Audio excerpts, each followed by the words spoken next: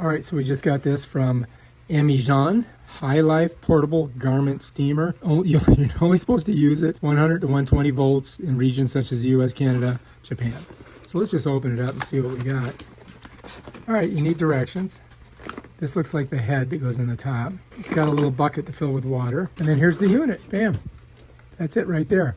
So we put the water in there, and I guess all we do is just put this on like this. I know it's got to go somewhere. Well, then just close it like that. So that's open, that's closed. So you got to put the water in there. You got to fill it up to right there. You see that thing in there? That's where you fill it up to. Let me show you on this side. Right there, that's the max. That's as high as you can fill it.